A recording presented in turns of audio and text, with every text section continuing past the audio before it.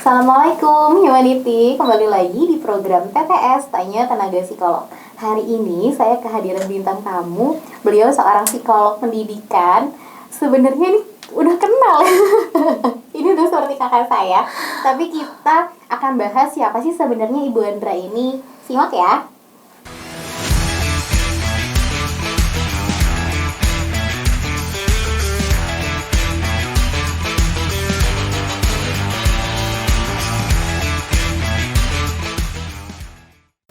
Oke, Mbak Andra. Halo. Ini kayak reunian ya. Kayak reunian akhirnya, iya. Mbak Andra gimana kabarnya sekarang? Alhamdulillah baik, sehat-sehat, keluarga juga sehat-sehat gitu ya. Mbak Andra ini tamu keempat di program TTS aku. Gitu.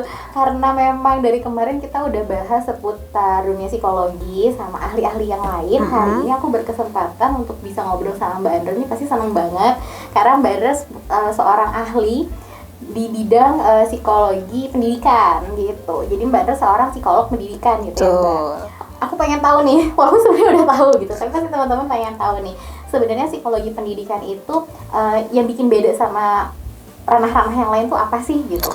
Oke, kalau dibandingkan dengan psikologi yang lain gitu ya, kayak misalnya mungkin klinis anak ataupun industri dan organisasi, psikologi pendidikan ini memang ranahnya atau lingkupnya itu berkisar pada proses pendidikan sendiri gitu. Jadi memang mulai dari awal ketika anak masuk sekolah, apa yang harus dipersiapkan dari anak, aspeknya apa-apa aja, terus begitu juga dengan guru, pokoknya tenaga-tenaga pendidik gitu ya. Jadi memang kaitannya untuk psikologi pendidikan ini ruang lingkupnya tuh pendidikan baik informal maupun formal, seperti itu sih. Okay.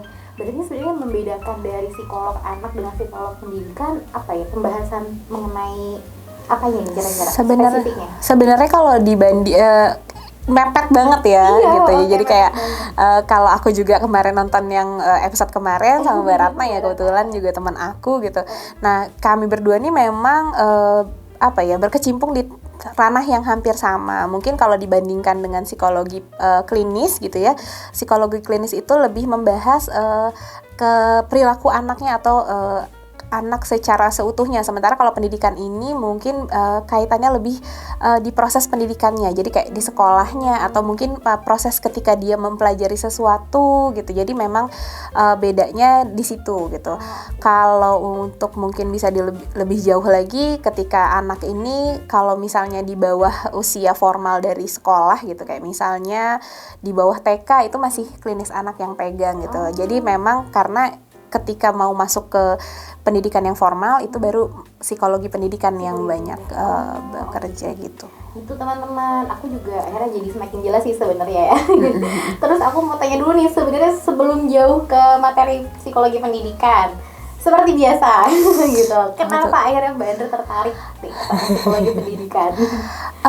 Sebenarnya awalnya dulu ketika lulus S1 gitu ya, lulus S1-nya psikologi gitu. Dan aku tuh udah berencana mau masuknya tuh ke dunia kerja gitu ya, karena lebih suka sama bidang industri dan organisasi gitu. Tapi setelah dijalani, jadi memang aku tipikal orang yang harus nyoba dulu, harus terjun langsung dulu untuk bisa tahu oh ini aku suka atau enggak. Jadi kalau menurut aku sih nggak usah takut gitu ya, kayak misalnya aduh takut salah pilih jurusan, nantinya habis dari psikologi S1 mau ngambil S2-nya masih bingung, ya nggak apa-apa, dijalanin aja dulu semuanya gitu. Nah kebetulan aku berkesempatan nih untuk kerja di bidang industri organisasi, di bidang rekrutmen, ternyata nggak minat gitu. Jadi kayak aduh males deh nanya ini lagi gitu kan. Bagi saya sendiri mungkin ternyata nggak secinta itu nih sama bidang industri sama organisasi. Akhirnya kecemplung lah ke sekolahan. Taunya di sekolahan tuh ternyata menarik banget ya, banyak banget kasus-kasus ataupun pengalaman yang bisa membuat saya nambah pengetahuan. Terus saya juga tiap harinya jadinya banyak hal baru yang ditemui gitu. Jadinya sejak itu ternyata gue lebih suka nih sama bidang pendidikan. Gitu. Akhirnya ketemu setelah memang menjalani aplikasi di lapangan ya Mbak ya gitu. Jadi lebih suka ternyata ke dunia pendidikan. Kalau boleh tahu nih teman-teman juga pasti penasaran, kuliahnya di mana sih Mbak? Kalau kuliah S1 dan juga profesi pendidikannya juga dua-duanya di Universitas Indonesia. Alhamdulillahnya banyak banget tokoh ataupun mungkin senior-senior yang udah punya banyak karir gitu. Jadi karirnya menurut aku tuh senior aku tuh karirnya tuh luas banget gitu. Ada yang memang jadi praktisi pendidikan, ada yang punya sekolah akhirnya, atau ada yang punya biro gitu. Jadi kayak saya punya banyak role model yang bisa dilihat untuk saya nantinya ujungnya mau kemana nih gitu. Jadi syukurnya sih dengan ada di universitas itu jadi lebih terbuka gitu ya pemikirannya. Jadi nggak cuman oh ya udah kalau jadi psikolog pendidikan berarti harus di sekolah, nggak selalu. Oke, Mbak Andra, kalau gitu aku mau tahu nih perjalanan karir dari seorang Mbak Andra tuh gimana sih? Boleh dong diceritain ya.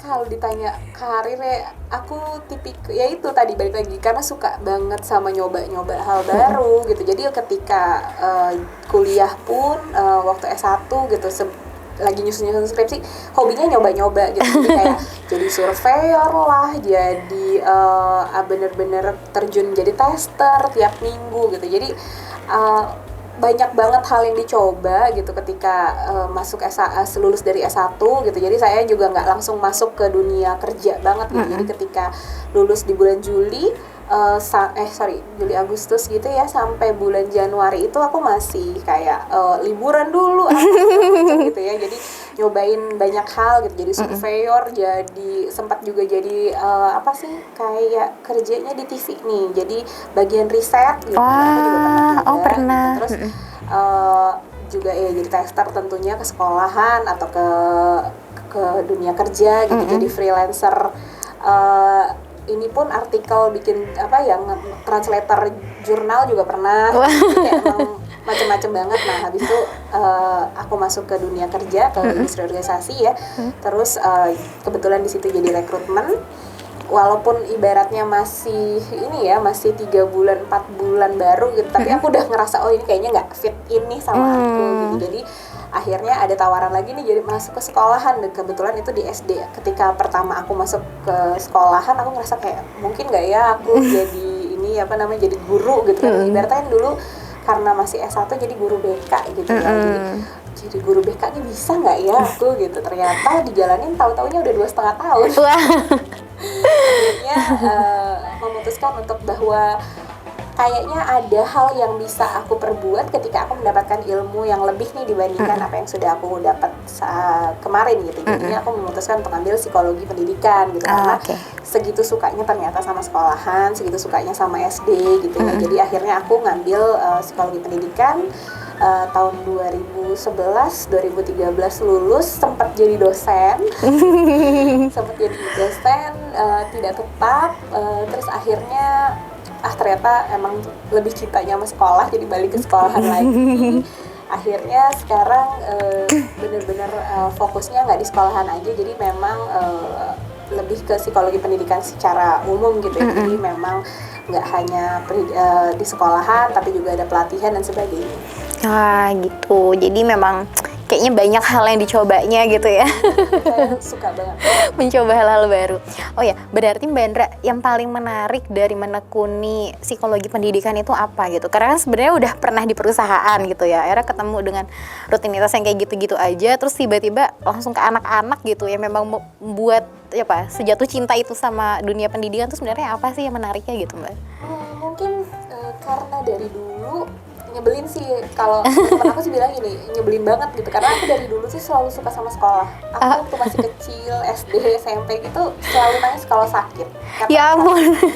tinggal di rumah jadinya kan nggak bisa ketemu teman, nggak bisa ketemu guru. Itu tuh bagi aku menyebalkan gitu. Jadi aku usaha banget kalau sakit pun dipaksain masuk gitu ya, karena segitu sukanya sama sekolah. Ternyata ketika kemarin berada di sekolah dasar gitu, jadi guru di sekolah dasar, banyak banget nih tingkah laku anak-anak yang ini nyambung banget nih sama apa yang aku pelajarin di psikologi perkembangan gitu, atau mungkin di psikologi sekolah dan psikologi pendidikan secara khususnya gitu ya. Jadi banyak banget hal-hal yang bisa memberikan pengetahuan baru nih buat kita gitu. Mungkin ya itu balik lagi karena udah minatnya atau sukanya sama dunia pendidikan gitu ya. Kayaknya banyak aja hal yang bisa diulik nih. Aku bisa, dan syukurnya sekolahan aku dulu mengizinkan nih aku mau punya program apa gitu. Aku pengen dong bikin program tentang sex education. Oh ya udah bikin aja gitu. Jadi karena kayak gitu, karena aku suka membuat sesuatu gitu ya, jadi dicoba ternyata berhasil gitu ya. Dan itu kan kasih feedback tertentu ya sama kita gitu. Apalagi kalau anaknya juga ketika kita lihat si anak ini masuk ruang BK tadinya gitu, terus kesel karena apa, tapi kita ajak ngobrol, kita cari tahu kenapa sih dia gitu. Akhirnya ada perubahan walaupun kecil aja, ibaratnya yang tadinya nggak mau nyapa guru sekarang udah mau nyapa guru gitu, udah suatu keberhasilan lah gitu. Udah sesuatu yang rewarding buat kita. Jadi menyenangkan ya Mbak ngejalaninnya gitu. Dan diberikan ruang untuk Mbak Andra juga bisa apa ya mencari banyak kegiatan baru di sana gitu ya, bikin kegiatan baru gitu. Aplikasinya jadi banyak banget dan luas banget. Oke, aku mau tanyain, sebenarnya karena orang tua pasti tahu dong gitu Mbak Andra segitu cintanya sama sekolah, tiba-tiba ngambil psikologi, terus aku mau jadi psikolog pendidikan gitu. Gimana sih sebenarnya tanggapan orang tua waktu Mbak Andra akhirnya, Andra kok sekolah terus sih gitu ya? Gitu nggak sih? Jadi sebenarnya kalau konflik sama orang tua itu lebih di awal ketika aku ngambil jurusan S1-nya di psikologi gitu, karena ya layaknya orang tua ya masih yang ya udah yang sukses itu yang bisa menghasilkan yang ini, dan kebetulan waktu itu belum populer ya, psikolog belum populer gitu. Jadi satu-satunya panutan atau role model yang bisa waktu itu aku bilang tuh Mbak Romi. Kan Mbak Romi lagi ada tuh di zaman akademi orang tua aku tuh bisa ngeliat, oh kalau psikolog tuh kerjanya cerita seperti gini. Dan kebetulan ibuku juga mendukung pekerjaan atau profesi yang dimana bisa dikerjakan walaupun tidak harus ada di kantor gitu. Jadi carilah pekerjaan yang bisa fleksibel gitu. Ketika jadi psikolog, saya ngelihatnya sih saya bisa ada kapan aja gitu buat keluarga gitu ketika itu gitu. Jadi ketika mau ngambilnya juga psikolog pendidikan, oh ya udah nggak apa-apa, malah didukung ya sampai sore kan gitu. Jadi kayak orang tua malah ngedukung banget ketika sudah dari psikologi mau masuk ke psikologi pendidikan. Cuman waktu awal-awal mau masuk psikologinya ini tuh agak struggling untuk mempertahankan pendapat gitu ya, karena ya biasa orang tua misalnya maunya kedokteran gitu, atau mungkin kalau di IPS-nya ekonomi gitu ya, emang jelas hukum gitu. Nah aku bilang enggak, aku lebih suka interaksi sama orang, lebih suka dengerin orang bercerita, aku dapat ilmu banyak gitu. Karena menurut aku dari psikologi tuh bisa loh gitu ya. Alhamdulillah sampai sekarang masih bisa membuktikan bahwa pilihan aku tepat gitu. Gitu. Ternyata memang ya pada akhirnya orang tua kebanyakan gitu nggak sih Mbak gitu. Kalau jurusan-jurusan yang familiar tuh dulu psikologi belum termasuk di situ gitu ya gitu, kayak memang harus effort lagi ngejelasin sebenarnya psikologi nih pekerjaannya nanti menjanjikan nggak sih gitu kan ya Mbak. Terus aku mau tanya nih Mbak, kira-kira hal paling menantang apa yang pernah Mbak alami selama menjalani karir? Hal yang paling menantang tuh semua hal menantang menurut aku. Jadi kalau secara spesifik minat aku sebenarnya lebih di pencarian minat bakat. Jadi ibaratnya waktu zaman SMP SMA kali ya. Jadi kayak dari SMP nih bingung mau IPA atau IPS anaknya, atau dari kelas 3 SMA nanti mau masuk jurusan apa. Itu aku paling suka dengan hal itu, karena menurut aku itu banyak banget ilmunya gitu. Jadi jurusan itu terus berkembang di Indonesia gitu. Banyak profesi yang muncul baru-baru kayak sekarang, ibaratnya 5 tahun yang lalu mana ada sih gitu pekerjaan yang mungkin kaitannya sama digital tuh belum terlalu terpikir gitu. Tapi sekarang semuanya online, semuanya kalau bisa digital gitu ya. Jadinya banyak banget nih profesi-profesi baru yang bisa ditekuni sama teman-teman gitu. Nah itu yang membuat aku tertarik sih sebenarnya. Jadi emang kalau ditanya dari seluruh aspek pendidikan tuh paling minat yang mana, ya itu paling minat tuh lebih ke pencarian minat bakatnya dari individu gitu ya. Nah jadi setiap kalau di situ fasenya ada apa ya, hal yang menantang adalah gimana caranya kita bisa tahu minat dia apa dan cocok nggak sih sama bakatnya gitu. Kayak anak ini gitu, itu kan juga kalau ibaratnya kita salah advice gitu, masalah menyarankan, ya ini akan dijalanin si anak loh sampai akhir gitu. Nanti kalau dia udah jalan profesi ternyata dia nggak nyaman gitu kan, makanya balik lagi, menurut aku karir itu kan suatu proses perjalanan nih, kayak yang aku lakukan gitu. Aku coba-coba, aku nyobain satu pekerjaan, ternyata aku nggak suka, nyobain pekerjaan lain ternyata aku nggak suka. Itu juga merupakan proses karir nih dari karir aku sendiri gitu. Jadi yang diharapkan sama aku pribadi, ketika anak sudah memilih gitu jurusan, nah itu juga jangan takut untuk yang namanya anak hukum ya berarti harus jadi lawyer, ya nggak harus gitu kan. Banyak hal ini yang bisa diulik. Atau misalnya kerja di jurusan teknik informatika ya udah pasti jadi programmer, nggak tentu juga gitu. Banyak hal loh yang bisa dilakukan gitu sih. Sebenarnya kalau kita bicara minat bakat, Mbak, ada nggak sih perbedaan anak yang zaman dulu sama anak-anak zaman sekarang? Kayaknya karena lingkungannya berubah pesat banget, pasti kan berdampak juga dong, Mbak, ke anaknya itu gimana sih, Mbak? Gitu. Impact banget. Ibaratnya setahun 2 tahun aja, 2 tahun 3 tahun yang lalu nggak ada tuh anak SD yang cita-citanya dia jadi YouTuber. 2 tahun belakangan ini aku lihat udah ada nih banyak yang pengen jadi YouTuber. Jadi kalau aku lihat anak-anak sekarang itu malah lebih banyak informasinya. Jadi kayak mereka lebih kayak pengetahuan. Nah, ini yang agak sulit kalau misalnya orang tua nggak keep up gitu. Jadi orang tua taunya ya jurusan yang jelas ya ini aja. Nah, sementara si anak udah explore macam-macam. Banyak. Gitu. Jadi memang mau nggak mau orang tua tuh harus bisa mendampingi anak untuk cari tahu gitu ya, apa sih yang harus dilakukan sama orang tua, apa aja sih informasi yang mungkin bisa didapatkan orang tua guna membantu si anak untuk ngambil keputusan tentang karir itu sendiri gitu.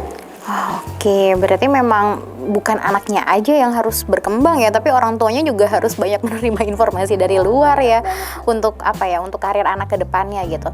Oke, kita bicara orang tua, aku jadi pengen tahu nih sebenarnya kalau memang pendidik itu kan berarti nggak hanya guru di sekolah gitu ya, otomatis kan orang tua di rumah juga mendidik anak-anaknya. Sebenarnya ada nggak sih, Mbak, definisi dari pendidik yang baik tuh harus seperti apa sebenarnya gitu, baik itu orang tua atau mungkin guru gitu? Pendidik yang baik ya? Iya, sebenarnya tuh gimana sih gitu pendidik yang baik? Kadang kan karena setiap orang tua kan beda-beda pola asuhnya. Terus di sekolah pun kita ketemu guru selalu ada aja judgement, yang ini gurunya baik, yang ini nggak baik gitu. Padahal kan sebenarnya mungkin masing-masing pendidik punya cara pandang yang beda ya gitu. Sebenarnya ada nggak sih satu informasi besarnya gitu, sebenarnya harus mendidik tuh dengan cara apa, pakem-pakemnya tuh harus kayak gimana aja sih gitu, Mbak? Kalau aku malah melihat sekarang ini, karena banyak juga ngobrol sama orang tua gitu ya, justru orang tua sekarang itu alhamdulillahnya udah mau nih cari tahu apa sih yang sebenarnya baik buat anaknya. Dan mereka juga kayak tahu, kayak misalnya anak pertama saya nih orangnya rajin, suka belajar dan sebagainya, jadi saya harus kasih stimulus seperti apa. Sementara anak aku yang kedua ini lebih suka main gitu kan. Jadi mereka tuh udah cukup kenal dengan kepribadian anak-anaknya gitu. Itu sih sebenarnya poin plusnya dari pembelajaran gitu, jadi pendidik gini. Jadi kayak ibaratnya kita tahu nih kalau misalnya si anak ini lebih senangnya bermain sambil belajar gitu, atau ada aktivitas yang lebih seru gitu ya, berarti kita sebagai orang tua dan juga sebagai pendidik tuh bisa menyediakan aktivitas-aktivitas yang memang menarik minat dia gitu. Sementara kalau anak yang lebih sukanya belajar, kita bisa bikin aktivitas yang memang merangsang dia untuk bisa cari tahu lebih banyak. Jadi memang mungkin kalau ditanya pendidik yang baik itu seperti apa, yang juga mengenali anak yang akan dididik gitu ya. Jadi sebisa mungkin lah kita coba fasilitasi anak ini belajarnya mau seperti apa sih. Berarti memang yang pertama adalah kenali dulu nih sebenarnya gitu anak-anaknya gitu ya, baik itu orang tua ataupun mungkin guru-guru di sekolah juga emang harus kenal sama anak-anaknya. Akhirnya aku jadi pengen bicara gini, Mbak, karena kan sekolah di Indonesia ini kan sekolah formal gitu ya, apakah sebenarnya semua anak akhirnya pola belajarnya sama gitu? Karena kan nggak memungkinkan, mereka lebih suka yang sambil eksplorasi di lapangan gitu ya, di alam gitu. Tapi sebenarnya kan sekolah yang dihadirkan di Indonesia lebih banyak yang memang di dalam kelas, duduk belajar bersama-sama, kayak gitu. Gimana sih, Mbak, gitu dengan anak-anak yang punya kecenderungan beda-beda nih pola belajarnya gitu. Sebenarnya ya kalau dibandingkan mungkin dengan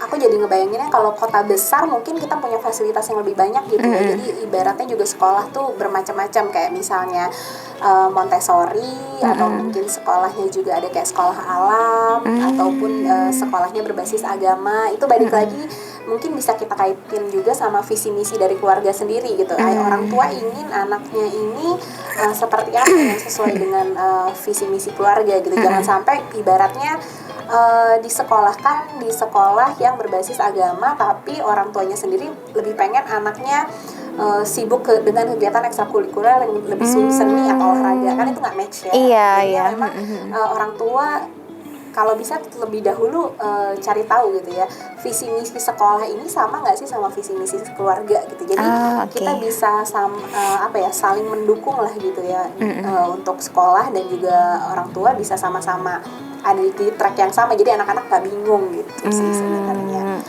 Kalau ditanya kenapa ya sekarang gimana caranya memfasilitasi pola belajar si anak ini, ya mau nggak mau orang tua nih awal-awal yang cari tahu gimana caranya supaya anak tertarik dulu sama belajar gitu. Kalau saya sih pribadi mungkin dari pengalaman pribadi juga, karena orang tua saya membebaskan tuh dulu misalnya mau belajarnya apa dan bagaimana, terus juga rewarding terhadap prosesnya gitu. Jadi ketika anak ini sudah belajar terus dapat nilainya misalnya 9 dipuji, tapi anak ini belajar tapi nilainya juga masih 6 atau 7 gitu, ibaratnya ya juga jangan langsung fokusnya sama hasil gitu. Orang tua itu somehow atau setidaknya membuat anak ngerasa oh ya aku usahanya udah sama, mungkin kemarin itu apa sih yang masih belum optimal gitu. Itu zaman dulu sih, orang tua zaman dulu mungkin masih proses fokusnya sama hasil gitu. Tapi kalau saya sih ngeliat sekarang ini orang tua tuh udah banyak melek kok sama hal-hal yang berkaitan dengan hal itu. Jadi memang ketika anak-anak berproses atau anak-anak belajar, mereka benar-benar memberikan dukungan sih, aku ngeliatnya gitu ya.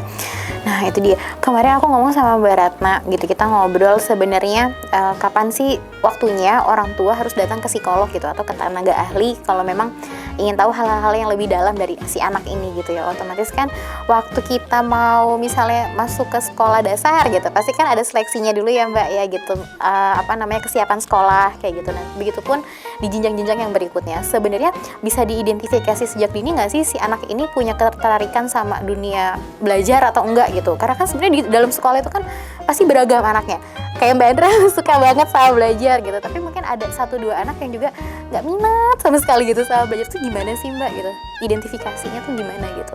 Sebenarnya kalau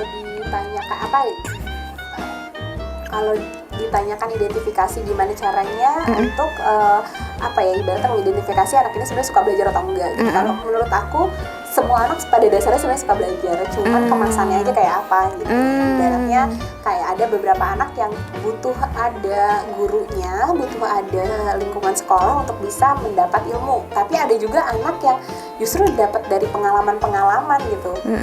Pengalaman dia misalnya, dia ngeliat nampung air di baskom terus dipindahin ke ember, airnya kok beda-beda bentuknya, jadi ngikutin. Nah itu kan kegiatan langsung lah gitu ya. Nah dia malah bisa dapat pembelajaran dari situ. Jadi memang harus dikenali anaknya ini seperti apa. Dan tapi setahu saya ya, untuk pola belajar atau kebiasaan pola belajar dari anak ini sebenarnya belum bisa diidentifikasi sedini mungkin. Justru malah kita kenalkan sebanyak-banyaknya sedini mungkin. Jadi biar dia bisa punya kegiatan eksplorasi yang besar gitu. Gitu juga sama minat gitu atau karir gitu. Jadi jangan udah tahu dari awal minatnya anaknya misalnya olahraga, ya udah di olahraga terus. Tapi yang lainnya coba yang lainnya. Jadi mungkin tingkatan dari karir sendiri itu memang dari SD sampai SMP itu kita coba untuk eksplorasi minat anak-anak ini. Jadi jangan hanya dikhususkan hanya pada satu aja. Justru mereka nyobain macam-macam, jadi mereka tahu mereka mau yang mana, suka yang mana gitu ya. Iya bener, persis kayak kemarin Mbak Ratna ngomong gini, nanti di saat udah dewasa terus tiba-tiba misalnya orang tua mengharapkan bisa deket sama anak, tapi waktu kecil yang nggak pernah deket sama anak tuh kayak jangan nuai kalau nggak pernah nanam gitu nggak sih Mbak gitu. Begitupun kan kayaknya banyak yang jadi masalah orang tua tuh, apalagi setiap ambil rapot nggak sih Mbak gitu, lihat nilainya, aduh ada yang ini gitu ya. Orang tua kan pasti selalu ngelihatnya hasil akhir di situ, tapi dia lupa sama prosesnya sebenarnya seperti apa gitu. Sebenarnya ada saran nggak sih Mbak untuk para orang tua di rumah, baiknya supaya anak juga enjoy di sekolah, terus juga memang minat sama pelajaran-pelajaran yang ada gitu. Aktivitasnya tuh harus dilakukan kayak gimana sih di rumah gitu. Apakah yang dengan terus dipanggilin guru les setiap hari kah gitu, atau memang diberikan ruang untuk anak juga bisa milih sendiri, aku lebih sukanya matematika, kita bikin matematika aja ya gitu. Tapi kan kadang ada orang tua yang pengennya pokoknya semua nilainya harus 100 gitu. Itu gimana sih Mbak gitu, diedukasi nih para orang tuanya akhirnya gitu ya. Sebenarnya kalau ditanya apa ya harusnya seperti apa, memang secara umum ketika anak sudah masuk ke usia sekolah, pola atau kebiasaan belajar itu memang penting sih. Jadi ibaratnya nggak perlu lama gitu, belajar tuh nggak perlu lama. Kalau saya selalu kasih saran tuh sama orang tua yang anaknya baru masuk SD gitu ya, nggak perlu lama, yang penting ada kebiasaannya itu gitu. Misalnya tiap jam 5 memang belajar gitu, mau ngerjain PR, mau baca buku, mau cuman browsing, tapi memang kegiatannya ini diperuntukkan untuk belajar. Jadi si anak tahu kapan sih harus waktunya main, kapan waktunya belajar. Jadi ketika nanti di sekolah pun anak-anak tuh tidak lagi pengennya main, karena memang sudah ada waktu-waktunya. Di rumah pun sudah ada waktunya, waktu belajar kita belajar, waktunya main kita main. Gitu. Itu sih sebenarnya yang jadi dasar gitu ya untuk terkait dengan kebiasaan belajar gitu. Nah kalau misalnya bentuk pembelajarannya seperti apa, ya mungkin balik lagi gitu, kalau memang kita mengenali anak kita nih kayaknya lebih senang untuk bereksperimen atau mengalami pengalaman tertentu. Nah, ketika di sekolah mungkin belum bisa difasilitasi karena banyak anak yang harus difasilitasi gitu ya.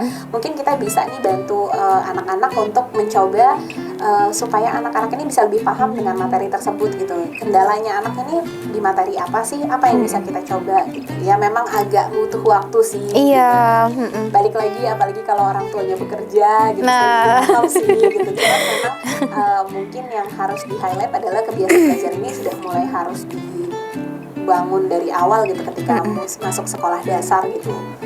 Jadi ibaratnya kesananya mungkin mereka udah bisa, kebiasaan belajarnya sudah ada, jadi ada kebutuhan nih akan, oh iya aku kalau nggak ngerjain tugas atau nggak ada belajarnya jadi malah bingung gitu. Seenggaknya ada kebiasaan belajarnya itu sih. Harus konsisten berarti ya Mbak ya gitu. Jadi kadang di rumah mamahnya juga anggot-anggotan nih. Hari ini ayo belajar gitu ya. Besoknya pegang handphone. Nah kayak gitu ya. Kayak gitu kayak ngerasa loh kok nggak adil. Kalau aku sih kebayang karena zaman dulu orang tuaku ketika aku belajar mereka waktu itu kayaknya lagi baca koran atau baca buku gitu. Jadi aku juga melihat orang tuaku juga melakukan hal yang sama gitu. Jadi mereka merasa bahwa menjalani pembelajaran atau menjalani kegiatan belajar ini tuh bersama-sama sama orang tua kok gitu. Jadi orang tuaku juga involve loh gitu. Jadi memang harus kita memang benar-benar harus melibatkan diri lah gitu ya dalam hal mendidik anak gitu ya Mbak Andra. Terus Mbak, aku mau tanya lagi. Aku jadi bingung nih, mau tanya ke sekolah apa ke rumah? Di rumah dulu kali ya. Orang tua. Sebenarnya ada tipikal pasti orang tua yang apa-apa dilarang gitu. Tapi ada juga tipe orang tua yang dibebaskan begitu aja. Sebenarnya pola pendidikan ke anak yang baik itu kayak gimana sih gitu? Apa yang memang harus selalu diikat? Apa yang memang harus dilepas gitu? Atau pakemnya apa sih? Kapan kadang harus dijaga? Kapan anak diberikan kebebasan? Kayak gimana sih Mbak? Itu kalau menyangkut mungkin dengan pola asuh itu kalau aku sih nilainya pola asuh itu kayak art ya gitu, jadi kayak seni, jadi nggak ada yang benar nggak ada yang salah gitu. Tapi memang kita juga harus mengenali si anak ini gitu. Ada beberapa anak yang memang mungkin sudah terbiasa dengan pola orang tuanya gitu, jadi mamanya harus nada oktav ke berapa gitu ya baru mau belajar gitu.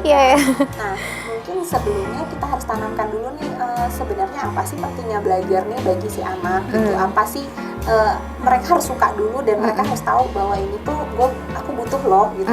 Untuk belajar itu aku butuh gitu. Jadi sampai penanaman terhadap value itu sudah ada, itu akan lebih memudahkan orang tua nih, nggak perlu ibaratnya harus bertanding dulu nih untuk bisa anaknya mau belajar gitu. Jadi memang aturan yang konsisten dan orang tua dan anak yang menjalaninya itu juga harus konsisten nih untuk memberikan perilaku yang sama gitu kan. Ya, itu juga berkaitan dengan psikologi pendidikan, bahwa memang kan pendidikan itu mengubah tingkah laku gitu. Jadi memang ketika sudah ada aturannya, kita sudah bikin aturan atau kesepakatan bersama gitu antara anak dan orang tua, itu memang benar-benar dijalanin dan tidak hanya aturannya milik anak aja atau milik orang tua aja gitu sih, lebih ke situ.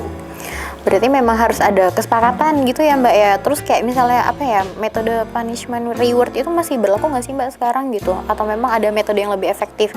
Kadang kan anak, apalagi mungkin yang kecil-kecil ya, usia anak-anak yang masih kecil kan, ayo belajar, nanti kalau bintangnya banyak dapat hadiah permen atau apa, yang kayak gitu-gitu masih berlaku nggak sih? Atau ada cara lain gitu untuk bisa memotivasi anak? Sebenarnya macam-macam sih, dan memang itu memang salah satu metode gitu ya. Kayak reward dan punishment itu sebenarnya salah satu metode yang bisa digunakan gitu.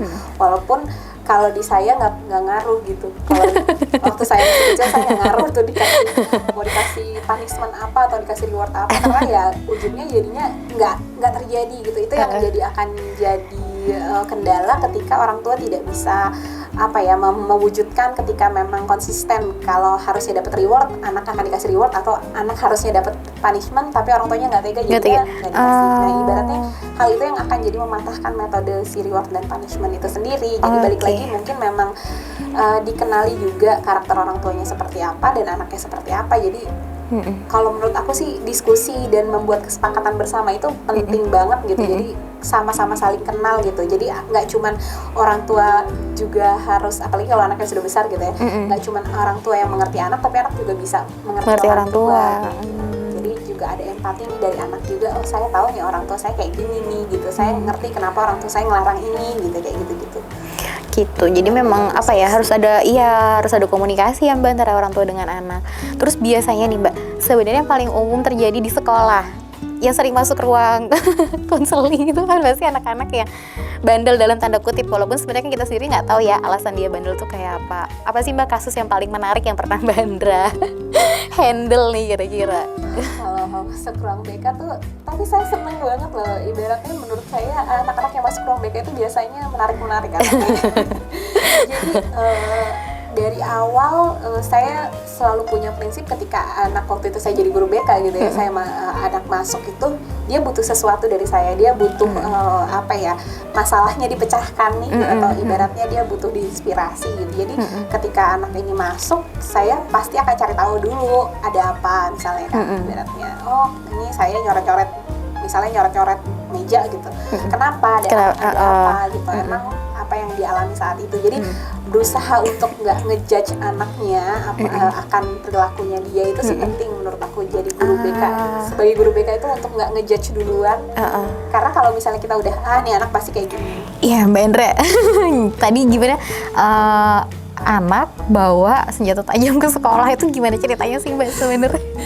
Jadi ya mungkin awalnya karena kalau aku sih ngeliatnya ketika anak membawa hal yang harusnya nggak dibawa gitu, berarti kan ibaratnya mau memberitahukan sesuatu nih gitu, ada pesan yang ingin disampaikan sama si anak ini. Jadi memang yang harus digali tuh kenapa dia melakukan hal itu gitu, apa sih yang membuat dia sampai akhirnya membawa senjata tajam gitu. Waktu itu dia bilangnya sih untuk perlindungan diri, karena dia ketika berangkat dan pulang sekolah sendiri juga menggunakan transportasi umum gitu, jadi takut kenapa-napa, jadi dia membawa perlindungan diri. Akhirnya kita kasih penjelasan bahwa itu sebenarnya nggak perlu gitu, dan kita juga kasih tahu sama orang tuanya gitu. Jadi memang hal-hal yang kayak gitu berangkatnya memang dari keluarga sih, atau berangkatnya dari permasalahan, biasanya dari latar belakangnya rumah gitu. Memang kebanyakan dari anak-anak yang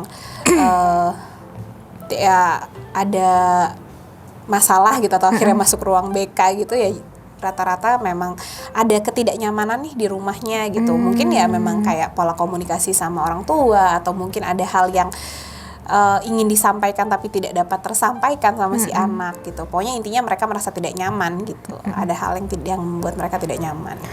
Sebenarnya bicara soal anak nih selalu menarik ya gitu, menarik terutama untuk para orang tua gitu. Kita selalu hanya bisa menilai dari anggapan di luar gitu ya. Oh yang ini anaknya baik karena dia selalu mematuhi peraturan, ya sesuai lah dengan moral-moral yang ada gitu ya, aturan-aturan moral. Terus anak ini kayaknya kurang baik karena sering bolos, sekolahnya nggak rajin gitu. Sebenarnya judgementnya kan hanya sebatas itu ya. Sebenarnya yang perlu orang tua waspadai itu alasan anak kayak gitu kenapa gitu ya Mbak ya. Nah itu gimana sih sebenarnya di rumah tuh harus seperti apa sih orang tua gitu. Kalau masalah sih saya rasa setiap orang punya masalah gitu ya. Tapi sebenarnya gimana sih masalah yang mungkin memang ada di orang tua tapi tidak terdampak kepada anak gitu. Gimana ya Mbak gitu? Oke, jadi sebenarnya mungkin memang ya balik lagi komunikasi sih. Jadi memang ya ujung-ujungnya memang harus ada komunikasi atau ada kedekatan dengan anak gitu ya. Kelekatan anak dengan orang tua ini. Jadi anak tuh bisa merasa diterima di rumah gitu, bisa merasa bahwa safest place atau tempat paling nyaman, tempat paling aman itu adalah di rumah. Gitu. Memang kendalanya biasanya hal-hal ini tuh terlihat di pubertas gitu ya, di era pubertas kayak misalnya mulai dari kelas 5, kelas 6 SD sampai akhir SMP dan SMA gitu. Memang anak juga mulai cari-cari jati diri nih, mulai cari tahu, pengen tahu hal-hal yang ibaratnya dulu nggak dibolehin sama orang tua tuh apa sih gitu. Tapi selama orang tua masih bisa memberikan penjelasan atau pengertian sama anak gitu dan mendampingi anaknya terkait untuk mencari tahu informasi gitu ya, kayak gitu-gitu mungkin bisa membantu anak untuk lebih bisa dekat dan juga lebih bisa open gitu. Oke, berarti memang komunikasi, lagi-lagi komunikasi ya Mbak gitu, yang memang harus ditingkatkan antara orang tua sama anak. Bicara pubertas, aku jadi tertarik banget nih kalau masalah anak-anak yang SD mungkin kan masih lucu-lucu tapi serem ya. Tapi kan kalau udah mulai masuk remaja ini pasti masalahnya lebih kompleks lagi. Apa sih Mbak masalah yang sekiranya paling ekstrim yang pernah Mbak Andra tangani tuh? Macam-macam ya, apa ya Ria, mungkin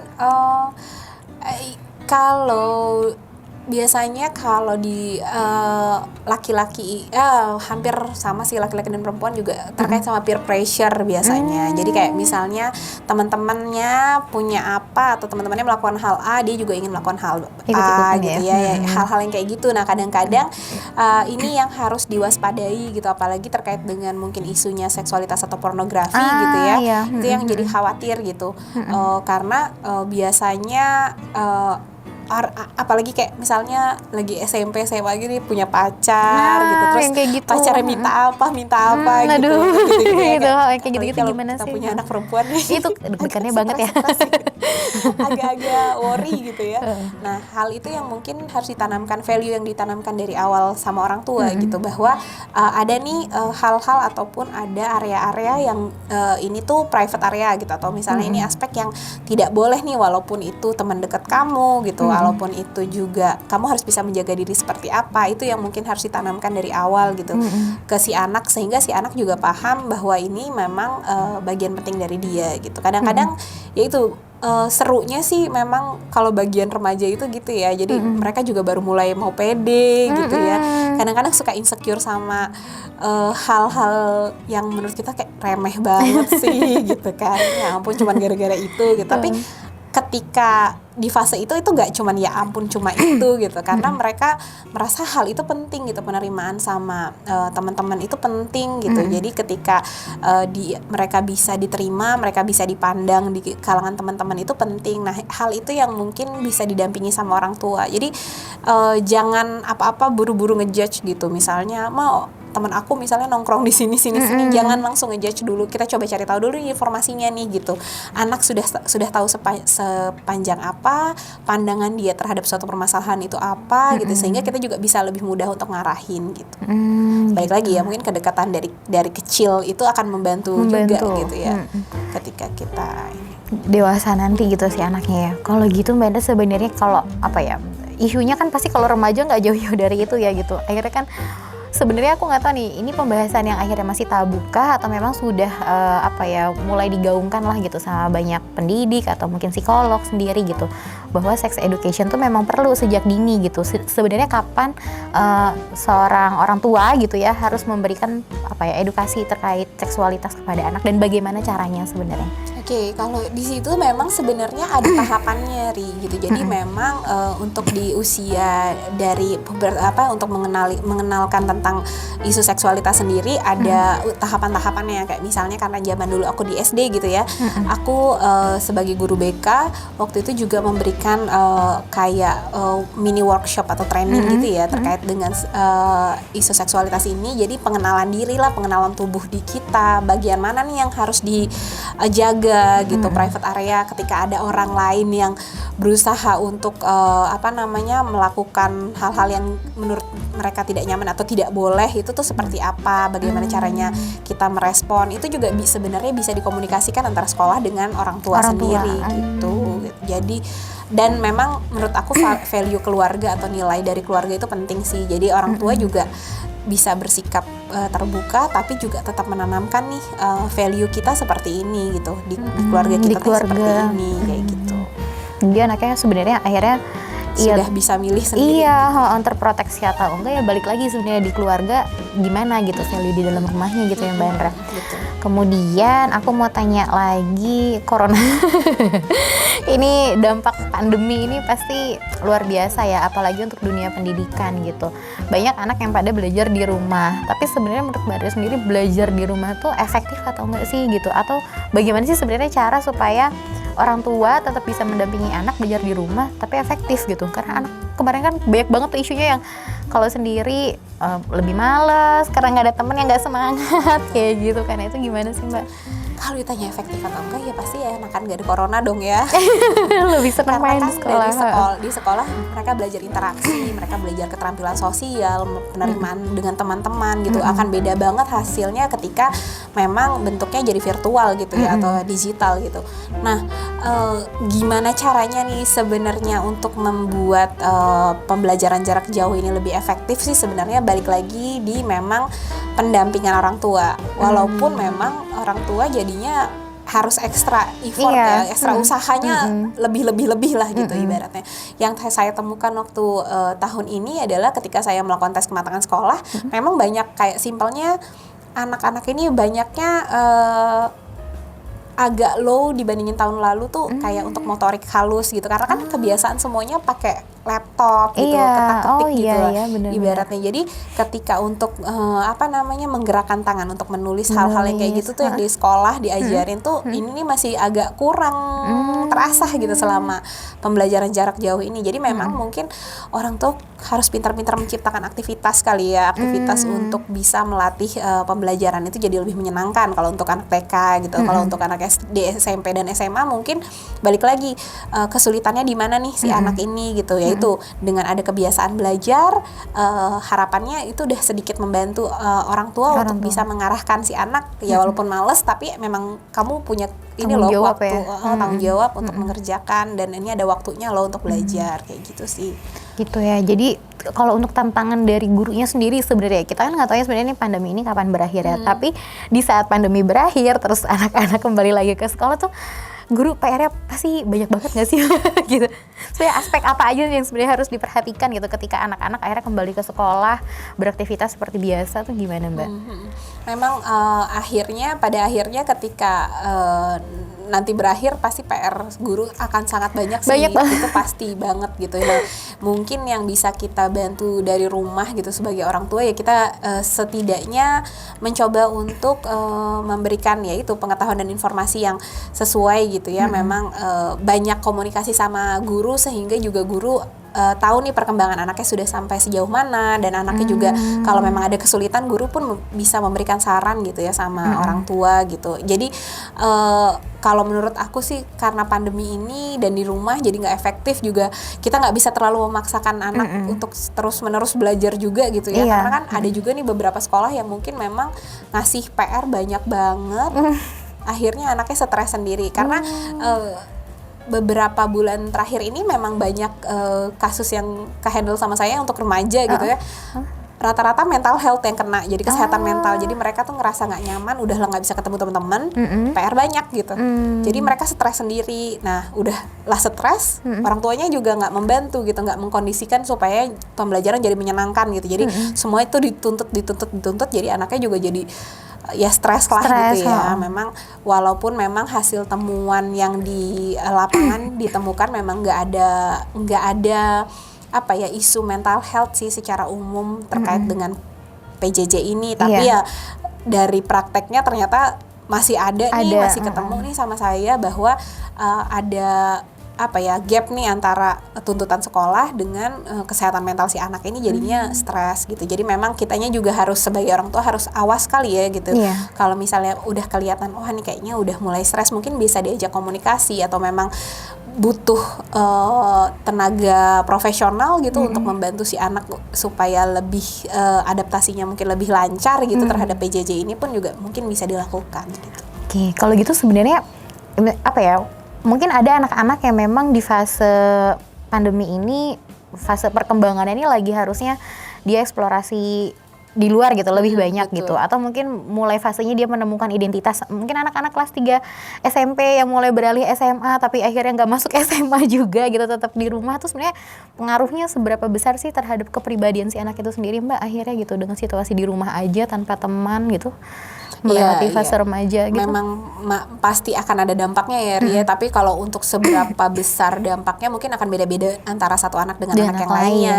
Balik lagi kayak misalnya lingkungan di dalam rumahnya, mungkin kalau ibaratnya kakak adiknya banyak dan memang hangat gitu ya, jadi mau nggak mau kan masih ada interaksi sosial nih. Sementara kalau misalnya dia di rumah sendiri gitu, atau misalnya orang tuanya juga hubungannya dengan dia juga nggak terlalu hangat gitu, ibaratnya dia melakukan semuanya sendiri, itu mungkin bisa jadi tuntutan ataupun tekanan sendiri nih bagi si anak gitu, karena yang terbiasa di sekolah ada temen, sekarang nggak ada temen yang langsung ketemu gitu ya.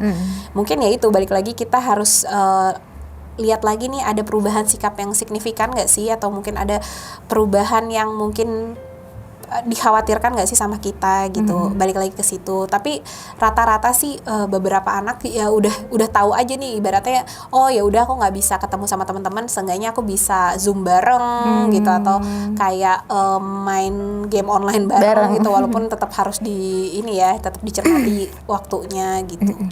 Oke, terakhir Mbak, misalnya yang dimaksud overstimulasi itu kayak apa sih gitu? Misalnya kan ada orang tua yang memang menganggap nih anak udah belajar apa belum ya gitu. Akhirnya kan tugasnya banyak, terus orang tuanya terus menuntut anak untuk belajar gitu. Yang dimaksud overstimulasi itu kayak apa? Atau sebenarnya ada nggak sih pembagian waktunya yang disarankan gitu sama Mbak Andra untuk orang tua, berikan waktu ke anak misalnya dari jam sekian sampai jam sekian waktunya belajar gitu, rekomendasi jamnya gitu supaya orang tua lebih tergambar jelas gitu. Gimana Mbak? Sebenarnya balik lagi ke kemampuan anaknya gitu ya. Jadi kita juga nggak bisa ngesaklekin gitu. Biasanya sih saya selalu bilang kalau sama anak SMA ya setengah jam, tapi kalau belajarnya dapatnya ilmu banget ya bisa dibandingin 1 jam tapi ngeblank mau belajar apa gitu. Jadi mungkin ketika pembelajaran mau ada kegiatan belajar, kita udah netapin target nih, itu tuh penting banget. Jadi kayak misalnya mau belajar 30 menit tentang misalnya sistem pencernaan gitu. Nah, dalam 30 menit ini mau ngerjain apa aja? Mau bikin ringkasan, mau baca artikel, sama jawab pertanyaan. Nah, yang kayak dengan kita punya target, kita juga tahu progres kita tuh kita udah menguasai sistem pencernaan loh. Jadi besok kita bisa belajar misalnya sistem pernafasan gitu. Jadi kayak dengan adanya target itu akan membantu si anak sendiri untuk lebih mudah men-track dia udah sampai sejauh mana sih pembelajarannya gitu ya. Nah, terkait dengan mungkin overstimulasi, kalau menurut aku balik lagi ketika dia enjoy sama pengerjakan atau kegiatan belajarnya, sebenarnya itu nggak bisa dibilang overstimulasi sih gitu. Atau ketika dia mencari tahu lagi nih, misalnya dia dapat materi apa di sekolah, terus dia coba nyari tahu lagi dengan browsing dan segala macam ya. Anak sekarang kan emang kayak gitu gitu ya. Dengan googling dia bisa tahu lebih jauh gitu. Itu berarti dia enjoy sama belajar gitu. Yang jadi kendala adalah ketika dia ngerasa capek gitu. Itu mungkin apalagi saat mungkin libur gitu ya, itu bisa didiskusiin sih sama orang tua gitu. Menjadi orang tua yang nggak ngejudge dulu itu akan membantu kita menggali informasi dari anak, apakah anak ini sebenarnya lelah nggak sih, atau mengalami tekanan nggak sih, atau misalnya dia sebenarnya enjoy aja belajar kayak gitu sih mungkin. Jadi pengen nanya lagi. Boleh. Oke, sedikit Mbak Andra, sedikit aja terkait emosi gitu ya, gitu. Gimana sih sebenarnya kayak cara kita orang tua ataupun guru mengendalikan emosi si anak gitu? Karena kan ya karena situasinya kan sebenarnya ini stressful banget nggak ya dengan situasi segala macam ini gitu. Tapi kan kadang ada anak-anak kayak kemarin aku ngobrol sama Mbak Ratna, belum tentu si anak juga bisa bilang ke orang tua, aduh aku stres nih gitu. Sebenarnya ada nggak sih cara supaya orang tua bisa diskusi sama anak, bisa menenangkan anak, tapi anaknya tuh tetap bisa nyaman gitu, sama kayak mungkin datang ke Mbak Andra gitu, tapi bisa dilakukan di rumah sama orang tua gitu. Balik lagi itu, mungkin kadang kita harus kenal juga anak kita gitu. Ada beberapa anak yang memang langsung bisa terbuka, langsung ngomong panjang lebar, tapi itu balik lagi karena mungkin kita juga, dia udah ngerasa kita dekat dengan dia gitu. Jadi dia ngerasa bahwa orang tua aku tuh bisa dipercaya nih untuk diceritain apapun gitu. Tapi ada juga anak-anak yang mungkin memang harus main dulu gitu untuk bisa kegali gitu ya. Jadi ada beberapa anak, dia soalnya aku nggak suka, mama tuh suka marah kalau tiap kali aku ngerjain PR. Nah itu kan baru kegali ketika misalnya lagi main orang-orangan kah atau apa gitu ya. Balik lagi dengan disesuaikan lagi dengan karakteristik usianya gitu, tahapannya dia sedang apa gitu. Jadi memang sedini mungkin kalau bisa kelekatan ataupun attachment sama orang tua dan anak ini memang harus kuat gitu. Jadi ya. anak juga ngerasa apapun yang dia lakukan orang tua pasti akan nerima gitu, unconditional love-nya itu ya gitu. Yang kayak gitu ya. Emang masih sulit sih. Iya. Emak tuh apalagi yang tiap hari ngeliatin anaknya gitu, ada aja yang bikin bertaring gitu ya. Itu dia sebenarnya ya. Ya, jadi kalau mungkin kalau misalnya lagi emosi sendiri pun orang tua sebelum memang mau meluapkan emosi ke anak, mungkin kita bisa tarik nafas dulu, kita pikirin worth nggak sih, atau ibaratnya apa yang sudah kita keluarin ke anak ini akan diingat loh gitu. Iya. Walaupun tidak hanya walaupun hanya sedikit gitu, walaupun kayak kita ngerasa itu kayaknya nggak nyakitin deh, tapi itu mungkin bisa membuat luka anak gitu. Jadi itu yang sering kali saya sebagai orang tua juga suka mikir gitu. Jadi kalau ketika saya marah nih, worth it nggak sih saya marahin anaknya, atau jangan-jangan sebenarnya saya marah sama diri saya sendiri gitu. Kalau saya marah sama diri saya sendiri, mungkin saya harus lebih tenang gitu, nenangin diri dulu baru ngomong sama anak. Karena mungkin yang bikin kita marah juga tuh karena kitanya juga capek gitu ya. Jadi kayak ngelihat situasi di luar yang emang kayak di luar kendali kita kan kayak aduh gitu ya, bikin makin gitu. Jadi sebenarnya kita harus menenangkan diri kita dulu gitu ya sebagai orang tua. Terakhir lagi boleh? terakhir janji terakhir untuk para orang tua yang anaknya dirasa udah males gitu belajar gitu. Karena kan emang ini kan apa ya, ibaratnya apa yang kita tanam sejak dini kan hasilnya nanti akan lebih baik gitu ya Mbak ya, kalau memang tanamannya dipupuk, diberi air, disiram setiap hari gitu. Tapi akan ada pohon yang emang akhirnya udah setengah jadi gitu. Tapi ada nggak sih gitu apa ya, masukan untuk para orang tua supaya anak-anaknya bisa rajin belajar, kayak orang tua yang udah pada angkat tangan gitu ya ngadepin anak-anak yang males belajar tuh, apa yang bisa dilakukan orang tua gitu untuk mengejar ketertinggalan itu Mbak? Sebenarnya nggak ada kata terlambat sih, itu balik lagi karena menurut saya yang namanya parenting itu seni. Jadi memang ya semuanya itu akan membentuk suatu karakter anak gitu. Jadi kalau misalnya memang anaknya lagi nggak mood belajar gitu, atau sekarang tuh lagi demotivated ya, atau nggak termotivasi gitu, mungkin kita cari tahu dulu, kita ajak dulu ngobrol nih, anak kenapa nih gitu, sebenarnya apa yang bikin dia jadi nggak nyaman, apa yang bikin dia jadi males gitu.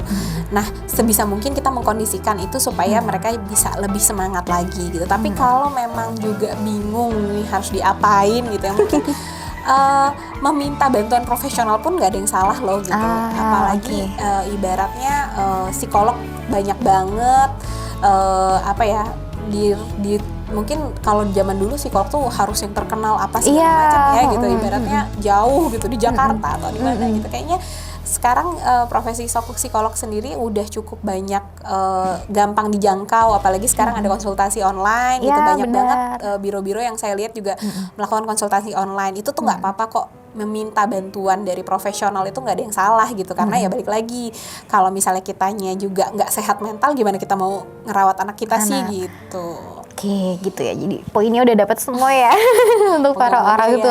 Oh pasti sangat bermanfaat dong. Gimana, seru banget kan? Pasti nggak akan ada habisnya saya sih yang kayak penasaran terus gitu ya. Tapi tenang aja, insya Allah kita akan tetap bertemu di program-program selanjutnya dengan tema-tema yang lebih menarik. Terima kasih teman-teman. Assalamualaikum.